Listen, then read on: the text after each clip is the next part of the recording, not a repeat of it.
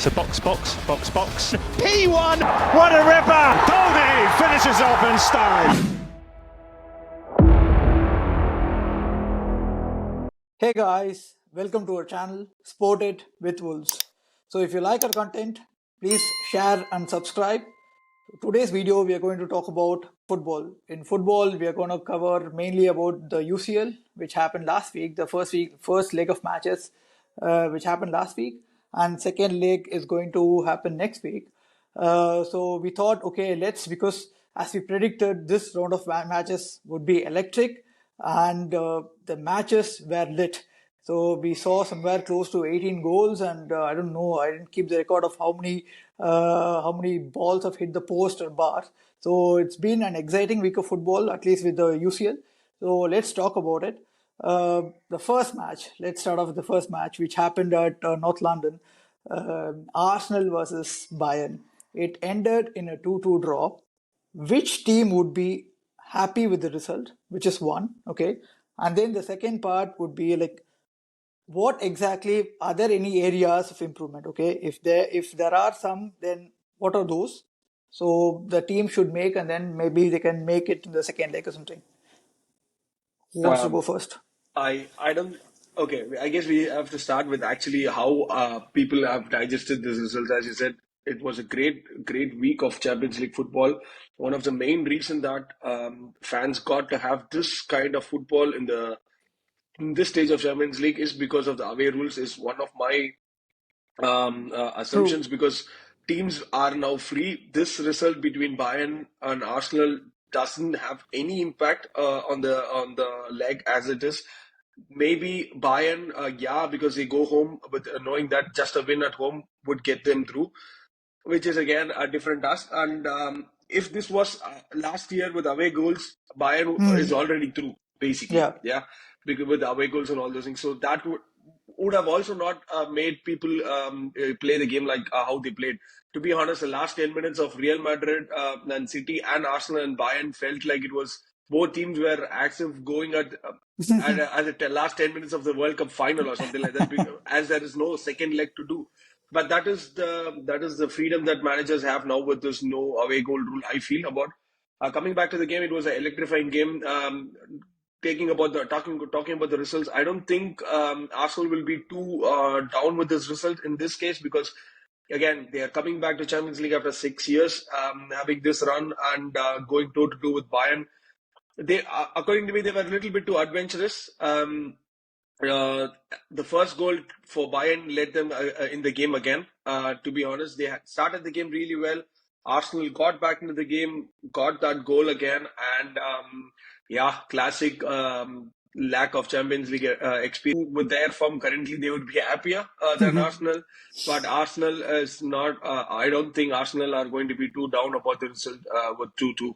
That's a great point, right, what he touched, because considering Bayern's form, okay, this season and the last couple of matches in Bundesliga, they lost like 3-2 against Heidenheim, and then again also lost against BVB. So to come here and with the draw, for me, for Bayern, is a great result. So what do you think? What do you think about Bayern's performance? If anyone thinks Bayern would be sitting back and relaxed in the second leg, they have not seen what has happened with Bayern this year in Bundesliga, right? And how they are struggling with their form. So in my opinion, I think Arsenal will be going all guns blazing, right? And they showed it in the first leg. As Abhishek mentioned, they went toe to toe, right? If it had been a few years back, things would have been drastically different between the kind of confidence the teams come up with, right? So this one, I think, with Bayern struggling at home in Bundesliga, say for example they lost their Klassiker against Dortmund a couple of weeks back.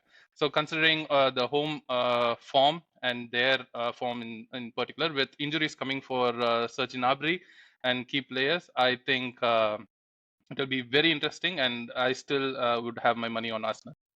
Okay, but one major boost is the Neuer is back, so we could evidently see it. When he is there, then Bayern usually does really well. So let's see. It'll be interesting to see what is going to happen in the next leg.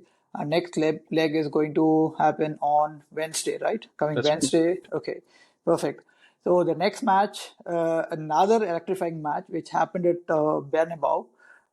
It's a great match, 3-3. But somehow I felt, City, till, 65th minutes or something, they were leading 3-1. And somehow, that's what we have seen from Real Madrid. They sit back and they score goals. So probably, City would have hoped for a win against Madrid at their home. So what exactly the positives, what City can get from this game? Now, one thing I want to add before I give it to Abhishek is with City, we are. I don't see a lot of people mentioning about Phil Foden, right? The class he is, both in Premier League and also in European football, how he has developed himself in the past couple of years. There was a mention by Abhishek a few weeks back on Musiala, right? How he's a vital cog for Bayern. I think it is very evident Pep is trying to build his team around Phil Foden for the future, and Mm-hmm. he is proving every bit of it, right? Mm-hmm. So for me, going to Etihad, and for the second leg with this kind of Man City team, I think it will be nervous for Real Madrid, in my opinion. And considering Phil Foden, see, they have Kevin De Bruyne on bench, right? Mm. And they have key players on the bench. It's more Phil Foden who is running the show over there. So for me, like a huge credits to Phil Foden on how he turned up on that particular day. He already seems like a big match player. Mm-hmm.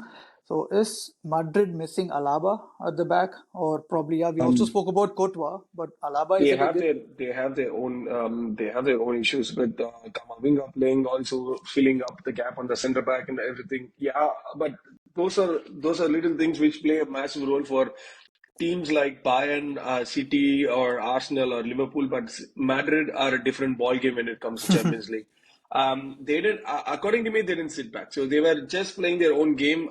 They know till that final whistle is blown, they are still in the game. Mm. And that experience of finding goals from nowhere, according to me, that game alone had four world-class goals, Yeah. which will be nominated for sure, at least in the top 10 this season. Yeah, Phil Foden. Phil Foden, that finish from Valverde was like actually seeing a FIFA finish. Yeah. That was amazing. The game in total was amazing. Real Madrid is never out of the game. City knows that. Pep knows Mm. that. Coming back to Phil Foden, not only in the last few games, he's been amazing. Um, and he is he's having also an electrifying season, as Rio Ferdinand also mentioned in one of his podcasts. He's a big game player. He doesn't let the scenario affect him, get to him. So that's a big bonus for City, because Kevin De Bruyne, let's be honest, he has a good another year left in the Premier League speed, I would say. So Phil Foden coming up the ranks for them and carrying the team, especially on days where Erling Haaland is nowhere to be seen, and De Bruyne on the bench and all those things. So that's a big, big plus for them. They didn't have that last season. They had somehow teams coming up, showing up, and getting goals. Again, Rodri and Phil Foden. Yeah. These two are the vital cogs for their team. Yeah. Two other games on Wednesday, I guess. Barcelona, Yeah. PSG, and Atletico Dortmund. Both again turning out to be matches as electrifying from these teams. Just because again, I feel that it's only the away games rule, letting managers play this way in this stage of the Champions League. Exactly. It was nail biting, and also that performance from Xavi and his team, what he put up Mm. on the field for that game against PSG. Once again, we'll touch a bit more on the Atletico and Dortmund. Yes, you said 2-1, but I guess the last 15 minutes, you kind of briefed it perfectly. When you started off, with the show, like last 10 minutes, the amount of chances Dortmund had created in that match, okay, probably they would have won it like 2-3 or something. One, the header from Brandt, and then probably another one from Haller. So it's basically like, these teams are playing much more freely now. So do you think, we have seen from Dortmund, probably they'll, we've also discussed in our first preview about the Champions League, that their manager is not, it's not the UCL class or something, but does it gonna play a role? Because we have known what Simeone has done in the past, and we all know what he can do. So how do you think, Bay will tackle Madrid in Signal Iduna? if you ask me if I'm going to change one prediction after the first leg, that is going to be the match where I might change my prediction to go for Dortmund and then Atletico. After the performance, what they gave it, Wanda Metropolitano, that is something which I didn't expect. I guess they would be streamload 2-0. And that last 15 minutes is going to give them the massive boost because Bundesliga is gone anyway. They're safe with Champions League places there. They're going to go all out, and I'm pretty damn sure that stadium is going to play the 12th man for them. Exactly. Okay. No, I was thinking that to be a easy affair for Atletico, but what Abhishek mentioned is like he nailed it, right? The yellow wall, the Gelb Yeah. one, is going to be the 12th man, and that's going to boost the spirits of the Dortmund players, in my opinion. So I'll be keenly watching that contest. Yeah. And the fourth match, I guess, in our predictions, we all went for PSG. But yeah, PSG played a great game, in my opinion. Also, they created a lot of chances after, 75th or 80th minute, last 10 minutes. But yeah, I mean, Rafinha scored 2 goals. I mean, that gave them a lead for Barcelona. So, as Abhishek mentioned, a massive, performance from Barcelona. I mean, to win it, to go to Paris and then win it 2-3, it's a massive boost. So probably, do you guys want to change your prediction on this match from Paris to Barcelona, or do you guys still think no, Paris can go to Barcelona and probably they have the class and win it? What do you guys think As I about mean, it? I stay with my prediction of PSG, I guess. Still, Okay, it's going to okay. be hell for them just because of Luis Enrique and Dembele scoring and celebrating and PSG and Park as princes. But I still think that Mbappe has to turn up and has to turn this tide. So I Yeah. guess this is the floor for him to do it. No, I feel I will stick with my prediction too. One thing I was more curious to look at, right? If you've seen their league, the French league, Luis Enrique is frequently, subbing Mbappe off after 50 minutes, 60 minutes against the French teams.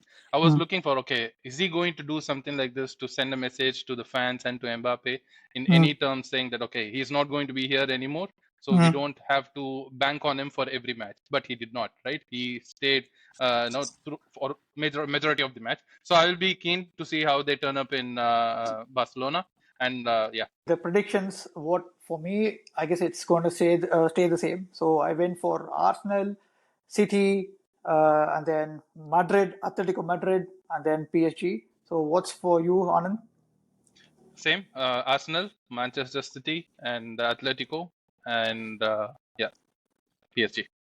So you said, Abhishek, you said only one change, right? So you went for, I guess, Arsenal, Real Madrid, BFOB, and then PSG. Okay. So these are our prediction, guys. Let's see what is going to happen in the next leg.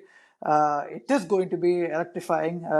As yeah, first leg was electrifying, and I'm not expecting anything less in the second leg. So let's wait for the matches, and then probably we'll come again after the second leg, and then probably we'll see what has happened in the second leg. So hopefully we'll come back again with a football video next week. So guys, if you like the video, like, subscribe, and also leave your comments about your thoughts about this podcast. Thank you. Bye.